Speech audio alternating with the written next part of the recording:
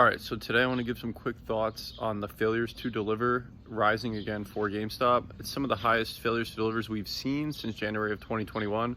So a lot of talk, right, is about T plus 35.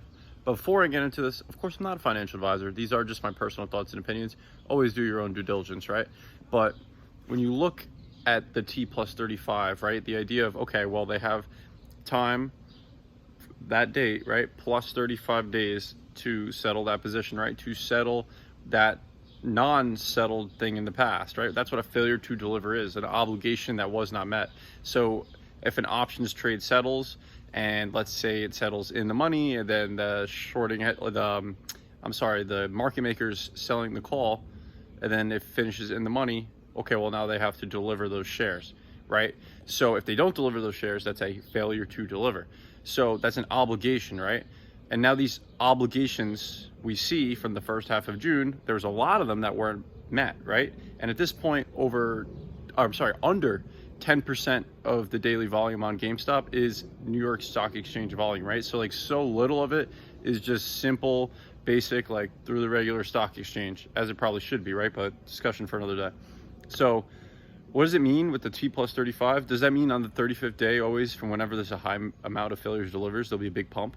No, it means they have up until that 35th day, right? I think it's a common misconception or something like people maybe get confused about or just overlook, whatever. But my point is, these obligations don't have to be met exactly 35 days from whenever the obligation was missed in the past, right? From whenever the failure to deliver occurred.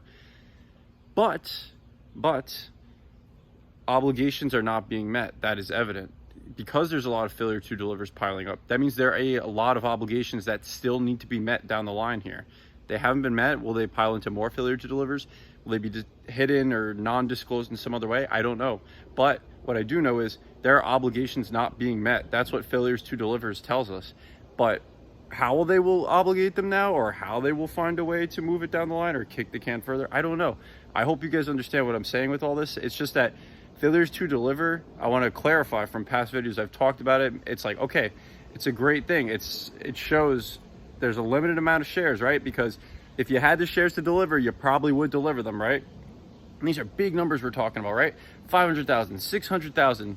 That's a lot. That's almost like, I mean, if you look at like 0.5% of the float to be failed to deliver in a single day, and you have multiple days of that, all of a sudden you have like half a month where it's like 2 or 3% of the float was failure to deliver. Like, I don't know, like it's just something to keep an eye on. That's kind of my point with all this.